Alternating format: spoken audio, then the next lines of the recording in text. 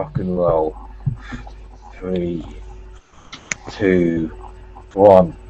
Hello there, and welcome to Doctor Who Radio Show. In this episode, it will be a combined review of Day of the Doctor and a preview of what we know so far about Time of the Doctor, the Christmas 2013 special, which also is Matt Smith's final story as the 11th incarnation, or quite possibly the 13th incarnation of the Doctor.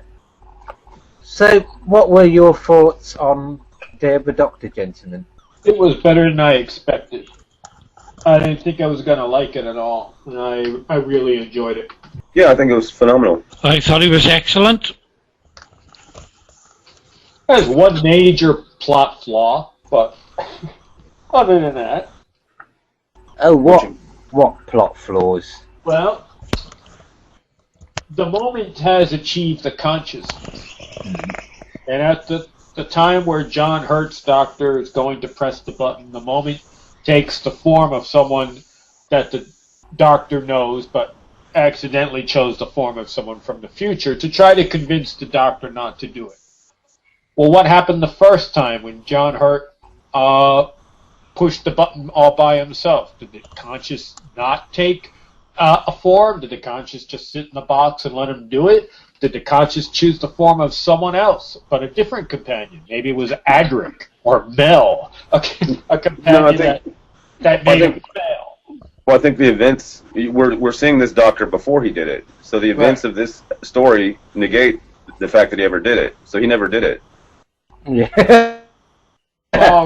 He had to originally have done it for Tennant's Doctor and Smith's Doctor to end up the way they are. If he had never done it, then Tennant's Doctor and Smith's Doctor would never have ended up the way they were. The man who remembers and the man who moves on. I did like that element, the fact that the 10th was outraged that the 11th Doctor's moving on and basically putting that event on the back burner, yeah? Yep. But actually he didn't. He thought about it for 400 years and finally came up with a solution that would involve all of his previous selves. But that was brilliantly acted by David Tennant, though. That was very, very 10th Doctor. How could you forget something like this? You know, I mean, holy smokes. And I think the interaction between the 3 Doctors was very much what you get in the 5 Doctors, really, when you're in the tomb of Rassilon. You know, it makes perfect sense. You know, the whole bit of the sonic screwdriver having different outer shells, if you like, but still having the same technology within. Yeah. So it was really a case of, you know, like in the classic series where they would say, Doctors, we must unite our forces, let's temporize, that sort of thing. Right. Interesting story. What did you think of the Zygons being brought back for the 21st century? I thought they were excellent. I thought they were really, really good. Yeah, it was good to see them again. Oh, yeah. I thought they were used well. I've noticed with this story, as I've said and many others, that the fear was that there wouldn't be, you know, any classic Doctors or companions. But actually, if you think about it, there wasn't hardly any elements from the new series coming back.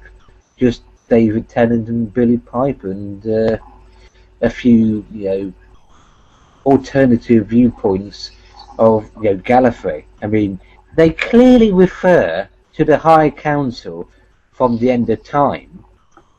You know, the bit where he says, "Oh, the hell with High Council" or whatever.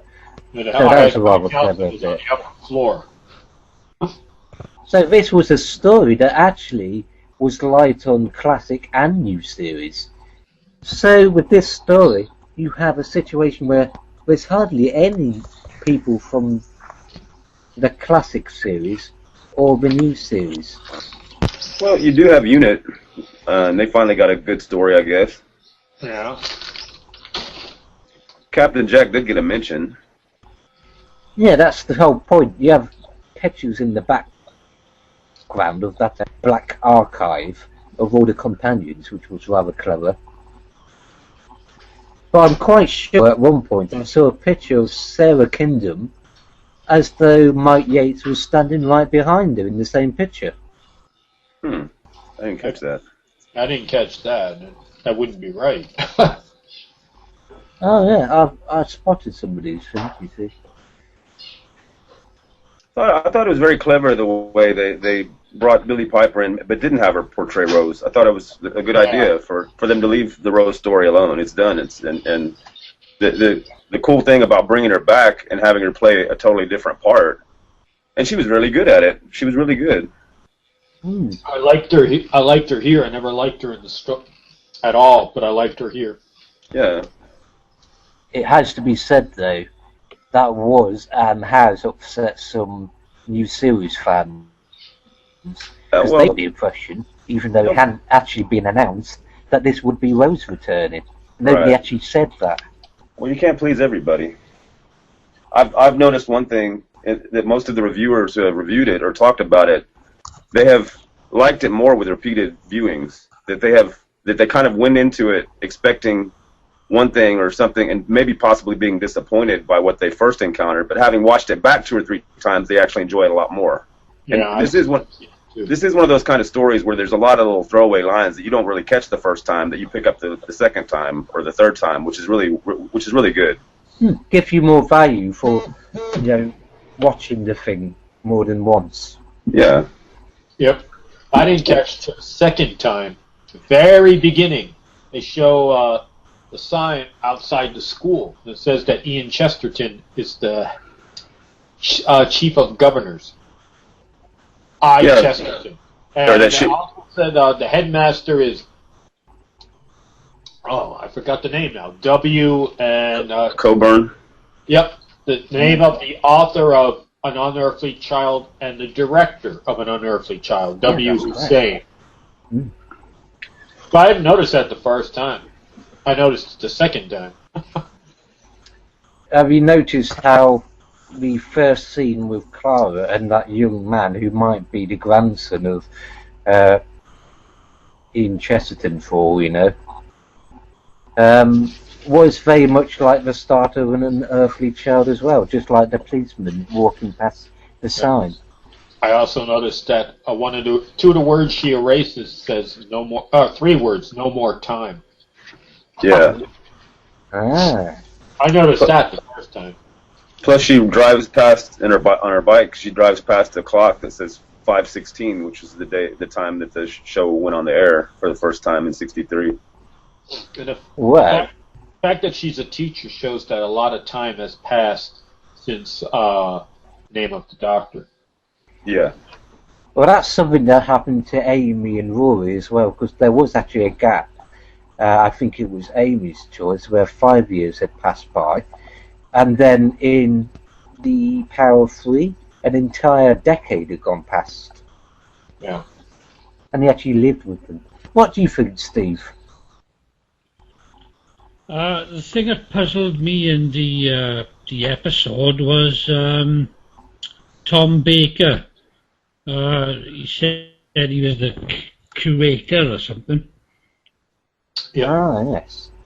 Well, what did you think of that appearance by Tom Baker? Because that did satisfy the appearance of a classic. As soon as I heard his voice, I knew he was in it. Yeah.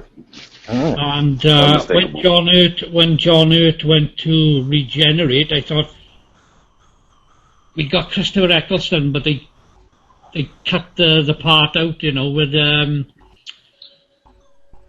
showed him fully regenerating, But they did have at least Eccleston's eyes on him. Yeah. CGI'd on him. So he did regenerate into Eccleston. Yeah, I think Steve is right there. You don't see him regenerate fully into Christopher Eccleston, but you just see a little hint of Eccleston eyes and the face, don't you, Steve, basically? Yeah. I like that they left it open. I mean, we're not 100% sure who we regenerated into, and it's better that way. Well, if you look at it closely, like Steve's hinting and others, it's quite clearly the start of Eccleston's face forming. Yeah. His Not eyes. Not necessarily Eccleston, like the one we see in Rose. This could be just like John Hurt's Doctor when he first appears, sort of younger, possibly. Yeah. What do you think, Steve, about the 3D and special effects of the episode? Well, looking at the only 3D I noticed really in the episode was the painting.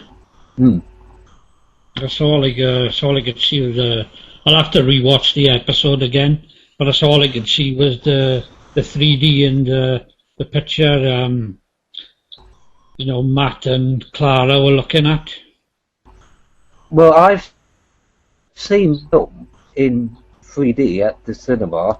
The same with my sister-in-law Jade, and the 3D was enhancing the scenes when you go into the Time War and the Last Day, and also the pictures, because it would actually go into the pictures almost. It gives it more depth and dimension to it. If you big on the inside than the outside, if you like.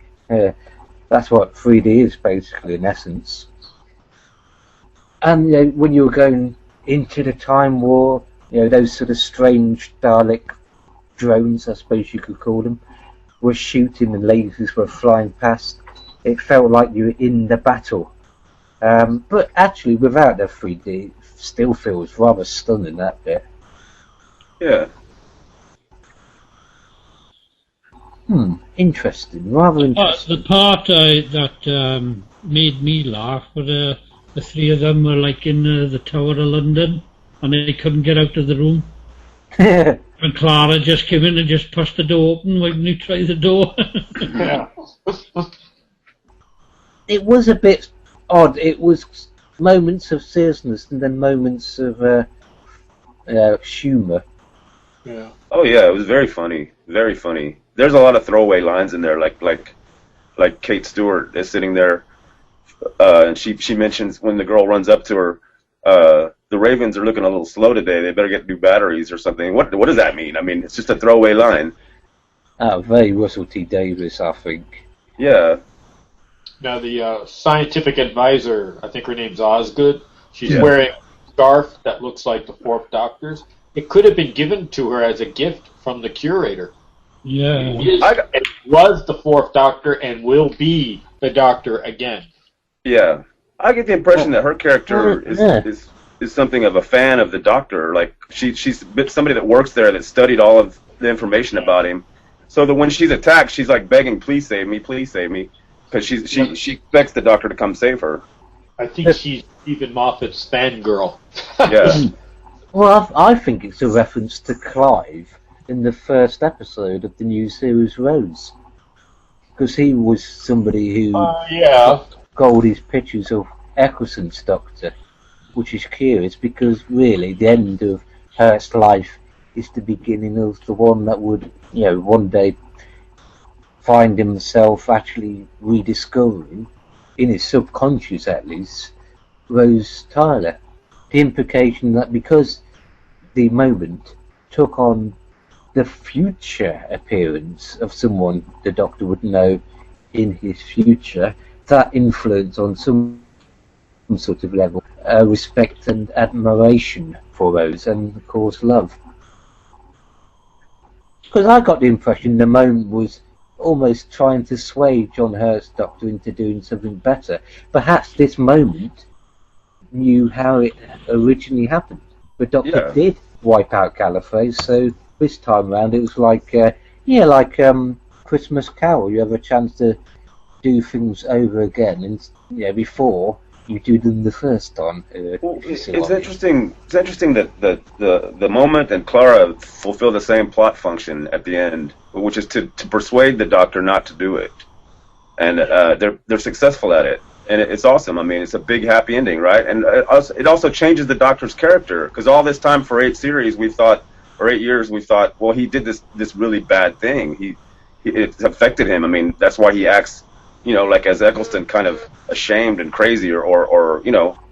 But Smith is the Doctor that just finally got past it, you know. But now, given the chance to change all of that, they take it and they become a better person. Yeah. You could say that Eccleston's Doctor had post-traumatic stress syndrome. Yeah, definitely. Yeah.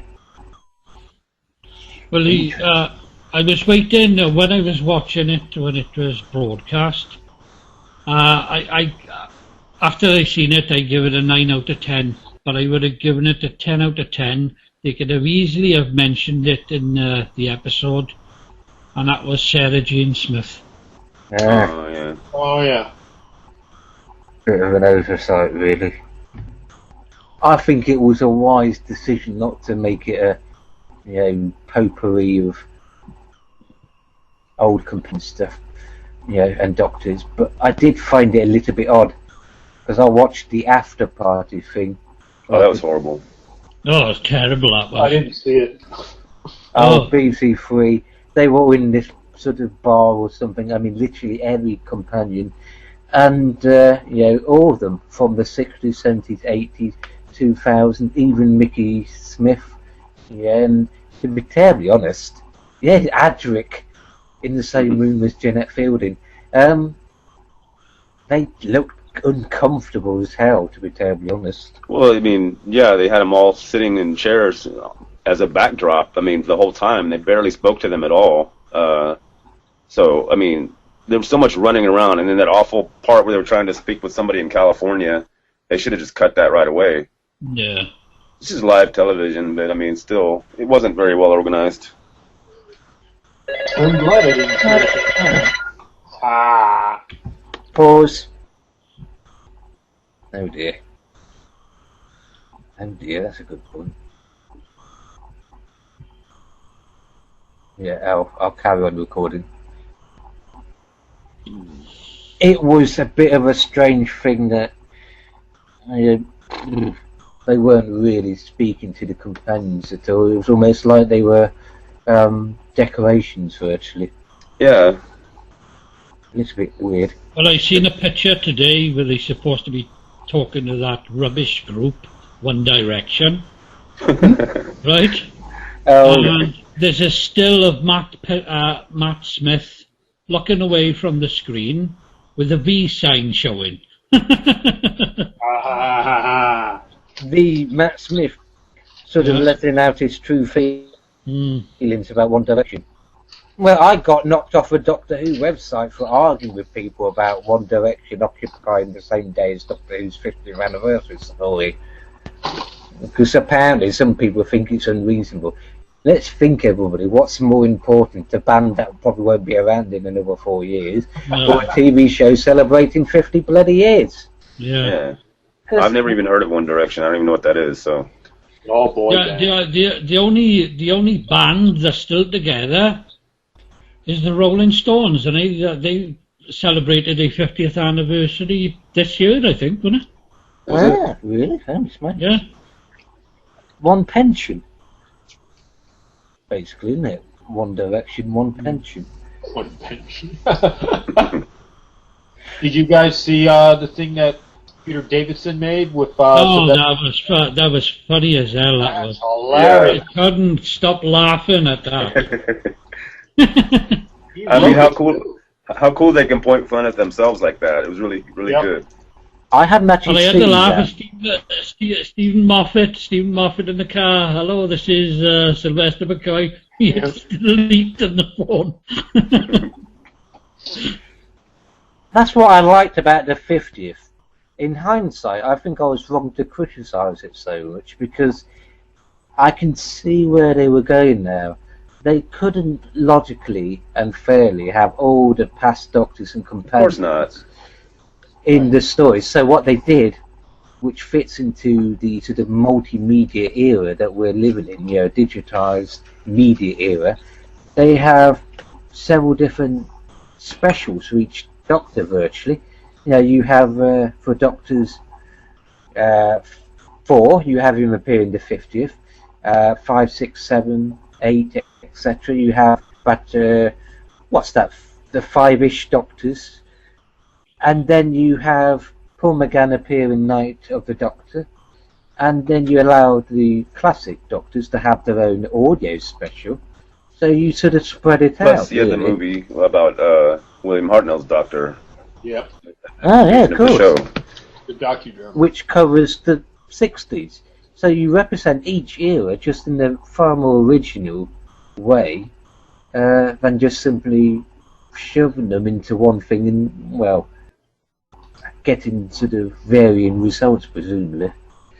Because there's a big difference between the 5 Doctors and now. Yeah. That was the last proper anniversary, and it was way easier to fit them all in. Still a nightmare, but Jesus Christ, just imagine the nightmare Stephen Moffat would have had if he tried to do with the 5 Doctors what he was going to nearly have to do with the I mean, 11 Paul Doctors. McGann looks the same, Sylvester McCoy looks the same, Peter Davison, but not Colin Baker. Or Tom Baker. I know Tom Baker's, too old. But it was nice to see him at the end of the episode, Yeah, wonderful.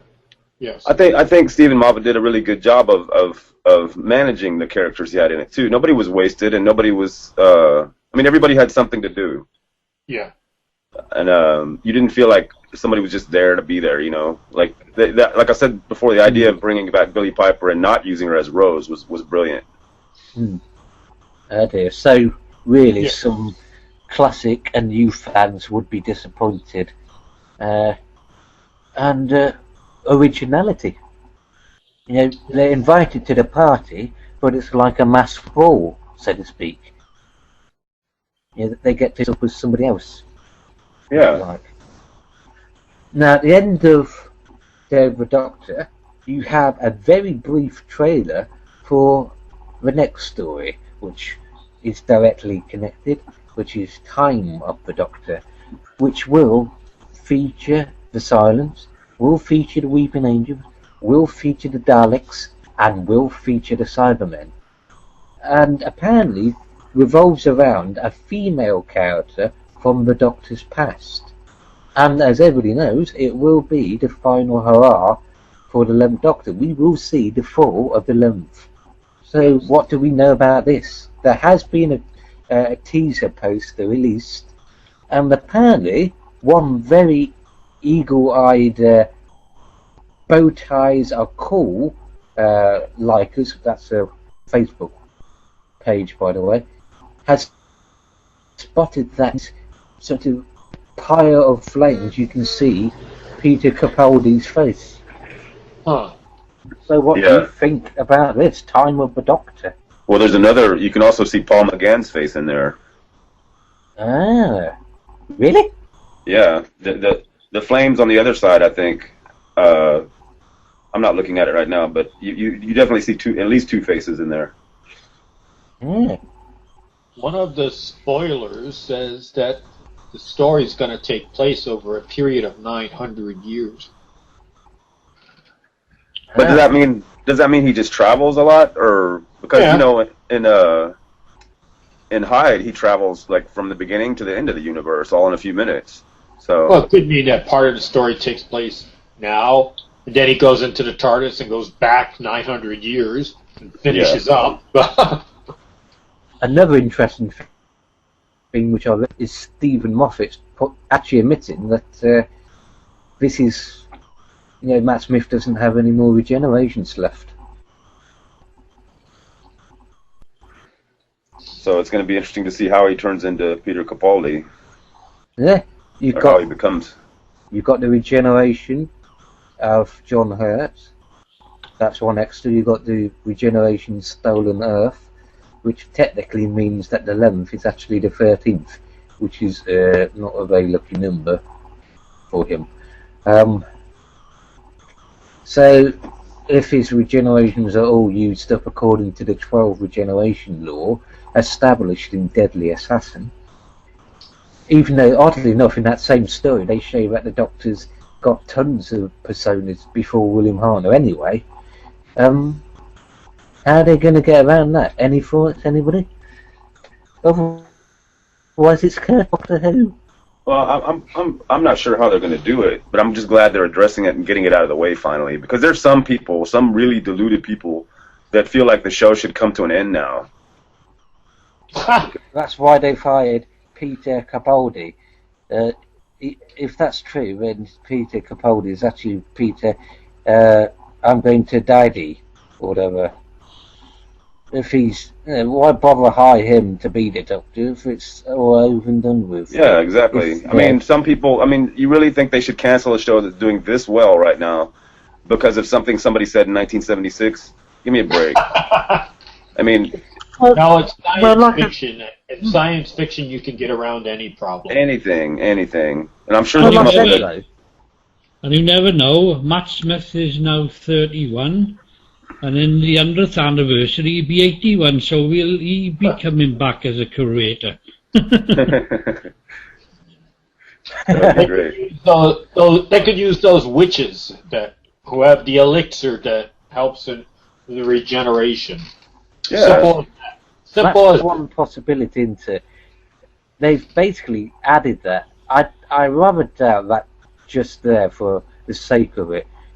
And like I've said in the Matt's Who Shack, they gave the 8th Doctor a choice out of all of those cups, and I pointed out that the Sisterhood of Khan have done with regeneration what Time Lords have done with the science of time travel, which is perfected. So perhaps what the Sisterhood of Khan have is concentrated regeneration, which doesn't just simply give you 12 regenerations, because that's what the Time Lords have achieved.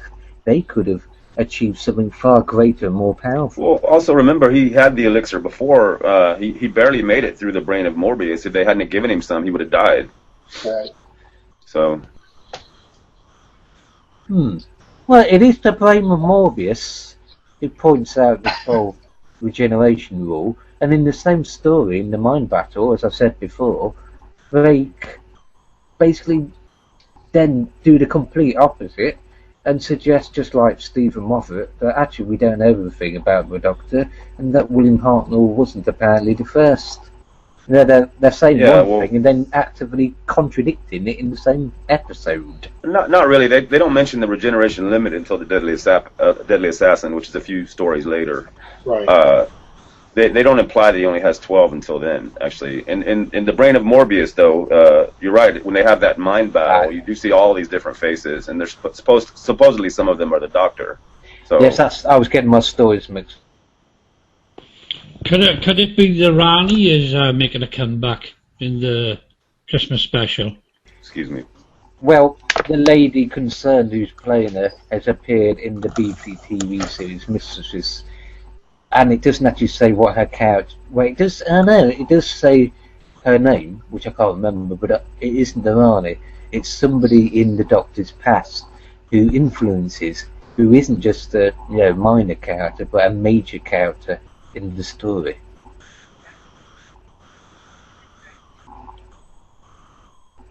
So a catalyst, perhaps, either at the start or midway through, or something like that.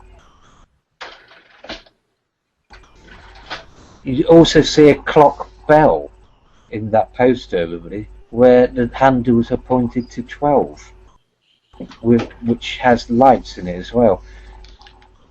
So that 12 points to the 12th Doctor, of course, presumably.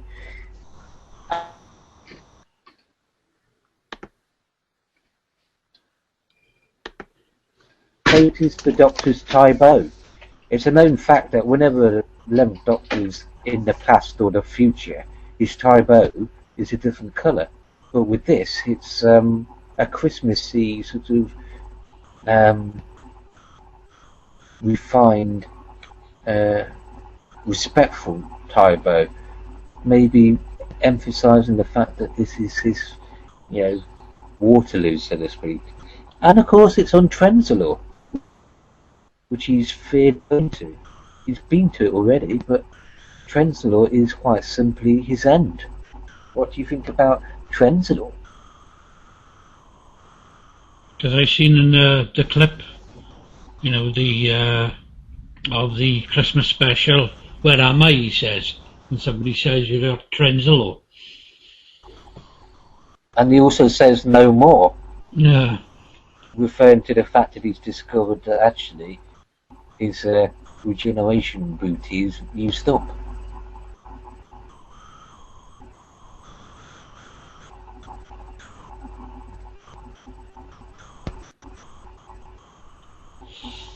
I'm wondering how the Doctor is going to regenerate. Is he going to regenerate outside the TARDIS, inside the TARDIS? I think the whole point is, though, Steve, he can't regenerate. If he hasn't got any more regenerations left, it'll be fascinating how we're going to get out of it.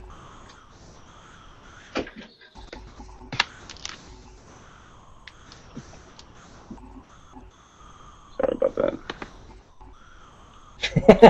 Yeah, I think that's what Stephen Moffat's going to do, isn't it? Sorry about that. I'm killing off the 11th. Why? What happened? That's me, isn't it? You still there, Monk? Yep, still here. Let's think, what else can we talk about? I paused it actually, 31 minutes-ish. What's Peter Capaldi's Doctor? How many? I'll start recording again. Right. Go on. What's Peter Capaldi's Doctor going to be like? Is he going to be a really dark Doctor? Well, we've seen about a few seconds of Capaldi in the Day of the Doctor, with that now infamous sort of stare. Yeah. I hate bunny rabbits type stare. Yeah, I strangle puppies. Yes. But I don't think he's going to be Malcolm Tucker. I mean, I think he's going to be. He might be a silly Doctor too. You know, you never know. Should be interesting. Stephen Moffat said that he jumps around a lot after the regeneration. He jumps up and down a lot. Well, there was a rumor he thinks he's still Matt Smith for a while. Yeah. But why would he think he's still Matt Smith? I don't know. We don't know what's going to happen to him, why he regenerates, or how he regenerates. I'm not sure that we'll actually even get a good look at his character until it returns next year. Yeah. And I have to get up again. Do you think that Summer Falls, Silence Will Fall, and Fall of the 11th are connected? Because I think they are. It seems that they are connected, and we're going to see how in the Christmas special. They answer some other questions like, who was the voice that's in the TARDIS that said silence will fall? Yeah. It's very interesting, very interesting. And I thought it was really brilliant, absolutely brilliant, that when you had all the Time Lords calculating how to, hide Gallifrey in that pocket universe that's spanned since his first incarnation, finally, reaching his 11th persona. You also have, like I've always suggested could happen in an anniversary multi-Doctor story, you have a future incarnation, which makes perfect sense when it is really like a sort of, watch your sort of moment, the future foreshadowing itself and actually making its presence in the present, which one day will be the past. Well, I think that was great that they'd used that opportunity. For example, if Smith had done another year, they wouldn't have known who the next Doctor was going to be. So they used this opportunity to include the new Doctor in the 50th, which was awesome. Yep, and you got all 13. 13, which is unlucky. Interesting. Well, that's all time we have for on Doctor Who Radio Show because my throat is going. And we have had birthday of the Doctor. Soon we will have in, well, about 3 weeks or so, Time of the Doctor. And I'm quite sure more juicy tidbits will come through the old BBC grapevine and the internet. But until next time, I have been That's the Way It Goes 9, and these lovely gents have been Stephen Price from Wales, UK. Jimmy Porto from upstate New York. And Tim Wells from Corpus Christi, Texas. Until next time, keep hooting. Thank you, Daleks. Okay, hello everybody, welcome. Anyway, this is a little bit of the poster for Time of the Doctor, and as you see it says Capaldi staring from the embers behind the Cyberman's head. Accompanying this is a landscape version in which Paul McGann's face can be seen in the flames of another fire. If you look really closely, it's like one of those visual things. You can see eyes. That's the Capaldi one, is it? The one on the left is Capaldi, right here. The one on the right is Paul McGann. Thank you for that. Thank you for that, Matt. While Stephen Moffat said at the weekend's Doctor Who celebration event, but we wouldn't be seeing Paul McGann again, this image perhaps hints that he hasn't gone just yet. What do you think about this, ladies and gentlemen? It's definitely their face. You can see them clear as day. So it was, yeah. It if wasn't you look at it intentional. closely, yeah. Like, Yeah. you know what I mean? This isn't us drawing parallels or something. It isn't, because you can clearly see their face in the fires. Yeah, I see. Interesting. Because you do have all that business in Night of the Doctor where he drinks that super regeneration potion by the Sisterhood of Khan. And I don't think that was just, finished or whatever. I think, Stephen Moffat likes to sort of reintroduce and reuse plot points as he's proven before. The first is a portrait of Matt Smith and Jenna Coleman with a ghostly Peter Capaldi staring from the embers, and Paul McGann's. Now, let's face it, Paul McGann is the Doctor who turns into John Hurt, and John Hurt is the Doctor that basically buggers up the whole regeneration thing, making Peter Capaldi's Doctor apparently the final version of the Doctor without any regeneration abilities. Oh my giddy aunt. Again. What? It's nothing. It's just a Christmas thing, I think. Yeah, that's What did you say it was, Tim? a Christmas cracker. Yeah, but it's got writing on it though, hasn't it? Yeah, I don't know what. If you look at it, RIS, Christmas. No, it's just Christmas. Look, I've got the spoiler what happens in the Christmas special. You know, I've seen that. Is that how he regenerates after he comes? Matt liked that picture, didn't you, Matt? No. Don't show people that, Jesus Christ. If you look here, nice little Easter egg, if you look at the clock is striking 12. As in this 12th hour. Anyway, that's the Peter Capaldi one. I think what And happens. if we got, I think this spoiler here. I think what happens is Matt sort of has a heart attack and then regenerates, and then she looks back and sees Peter Capaldi. quickly, Clara, we've got to save out time and space. Take your clothes off. How do I get off it? The man who lies will lie no more. With his red lies, it treats slow. Oh, that's it. Gary, you must kill them all. Kill them all, Gary. Destroy them all. Now, wait a The second. silence. That's the silence. There's in the another. background.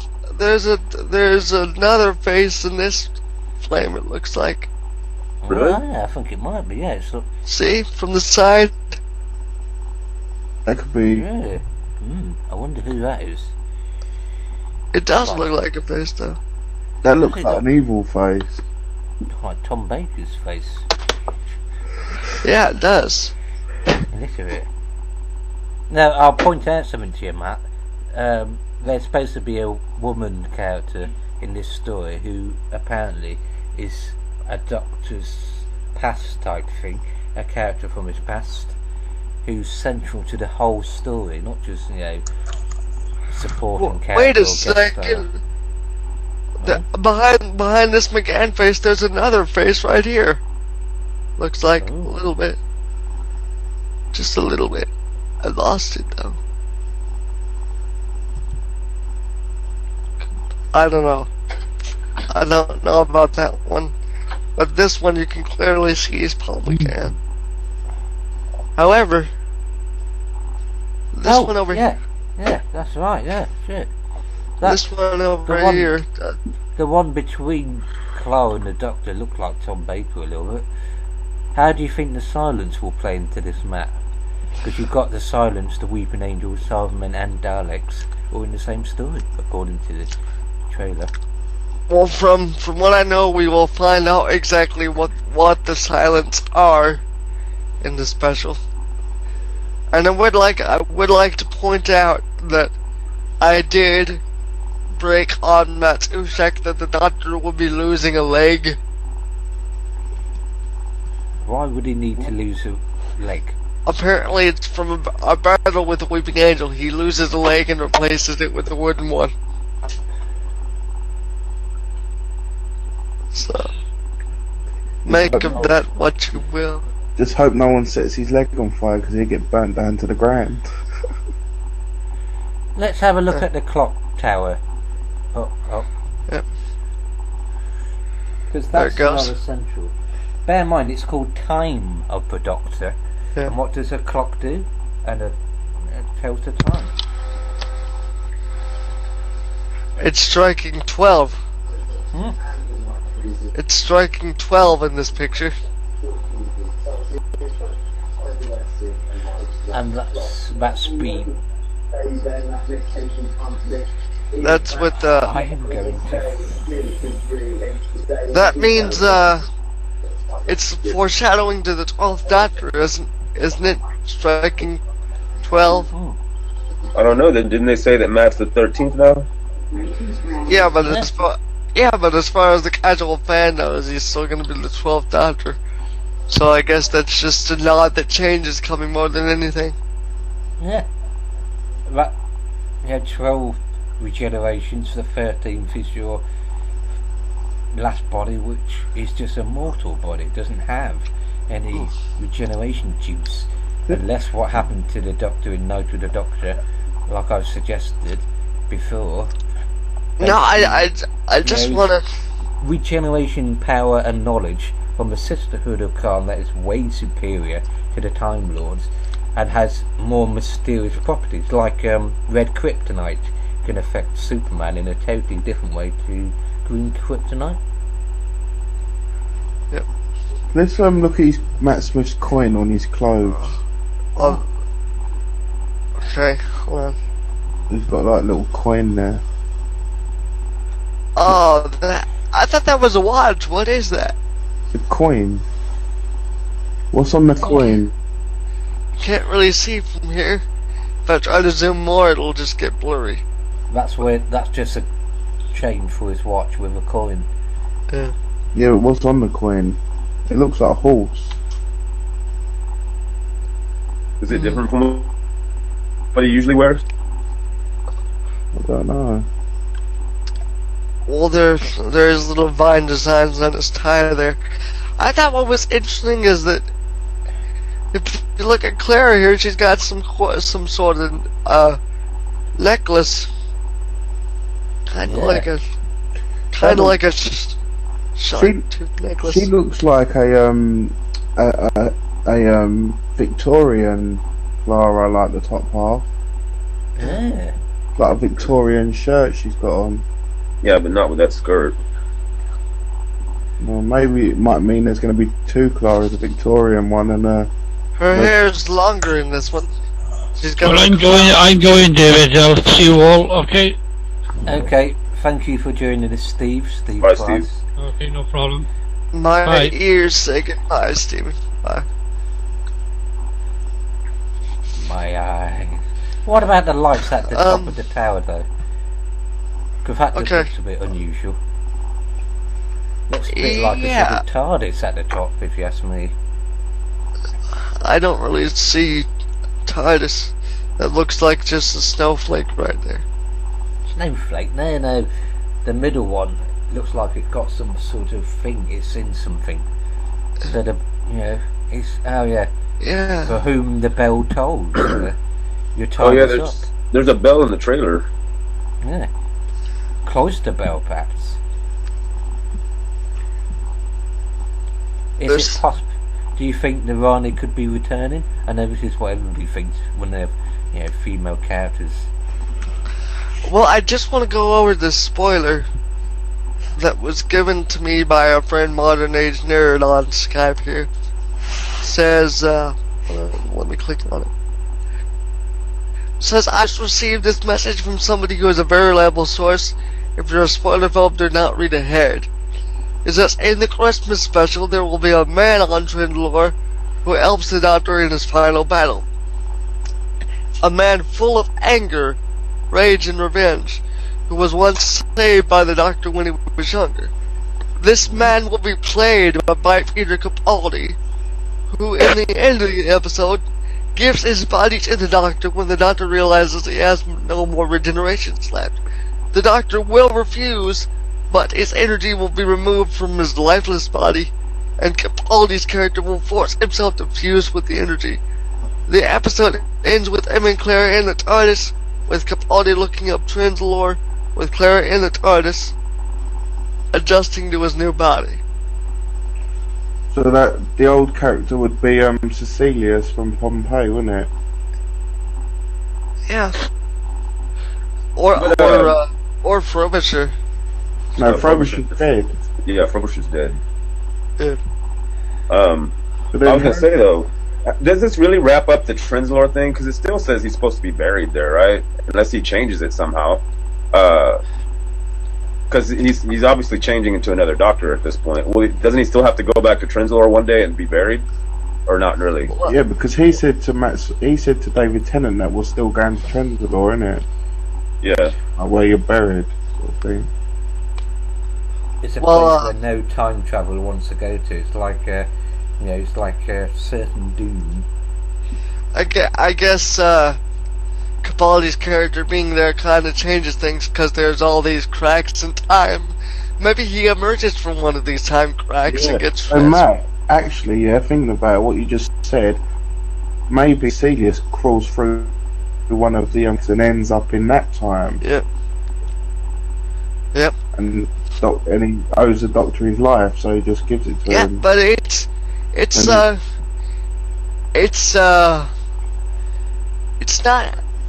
So this basically means we're not going to get regeneration, are we? We're not going to get the energy firing out of him, I think, are we? Well, no, because for this generation you have to be, or regeneration rather, you have to be different. Well, I Yeah, just so I think it's a suppose- bit of a I suppose- coincidence. I think it's a bit of a coincidence that you have Paul McGann's face and Capaldi's face, because that must have. They wouldn't have that in a poster if it didn't have some significance to the plot line in some way, Yeah, I wonder why McGann directly wasn't or planned. indirectly, if you see what I mean. Yeah, and really, like I said before, this is not without the realm of possibility, because the Master did that when he needed a new body before he stole somebody's face. He stole the face of what was that girl's name? Nissa? Her father. Yeah, Nissa's father. Tweens. Yeah, Tremas. Tremas. Yeah, he stole the face of him for his new body. So that's not without the human body was breaking because he needed a Time Lord body. yeah. So even if Capaldi gives him his body, the body's going to still be no good. It's not going to last. Well, that's why, they could say, okay, this keeps me alive, but I still need a new regeneration cycle. So they're still gonna have to address that. I bet the sisterhood has something to do with it. Yeah. Yeah, definitely. Yeah, Unless- I don't think unless- the Time Unless, Lord. No, yes, I seem to recall Tim or somebody else saying that, you know, the Sisterhood kept secrets and didn't fully trust the Time Lords, so there might be certain properties to their regeneration process that is far more powerful or unknown to Time Lords. Well, actually, they don't regenerate. They just live forever. They're immortal Yeah. yeah, but you because see, of the, sorry. because of the elixir that they take. But do you know what I'm thinking? Do you know the elixir he drank? Yeah. What if that weren't even a real regeneration? What if it was just a temporary regeneration, which like fades out, and then his natural regeneration, which was when he goes into Eccleston, so then he's only got one life left. It could have But just then- been like a potion, you know, like a potion. It runs out, and then you go back to normal. No, they made he was changing for good. He was dead anyway. He was dead. The only way he could stay alive was to regenerate. It's just an elixir to jumpstart the process. It's like waking up your nerve endings or something like that, or like taking they Viagra when you need it. Yeah. Well, he's had it before too. In the brain of Morbius, he drank some because he was going to die, and they brought him back, Yeah, but but when he didn't drank, regenerate. yeah, but when he drank the elixir before, if he didn't regenerate, then he didn't use a life. Like Right. maybe this certain elixir acts like a regeneration, but a temporary one. So when he was at the end of his life as John Hurt, the natural process kicked in. So where he turns into Eccleston, so that regeneration don't even count anyway, because it was an artificial one. If you know what I mean. Well, it has to. That's a good idea. It has to count. Like an extra life, which is only for the No, war. it counts because that's the point of the whole episode is that he's been redeemed. He was considered the bad doctor, but now he's a doctor. He's the good guy. And plus it counts because if they're making Matt Smith the 13th Doctor, that means that Hurt's Doctor counts toward a regeneration. So, Maybe what the Sisterhood of Khan gave, you know, the Doctor, like Gary said, was like a sort of emergency regeneration.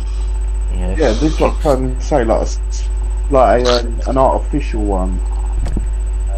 You know, one like a potion. When a potion runs out, like if you look at it this way, Sonic the Hedgehog, then Super Sonic, and then he goes back to being normal Sonic again. Yeah. yeah. You know what I mean? Like a super Doctor, Yeah. and then when that runs out, he turns back.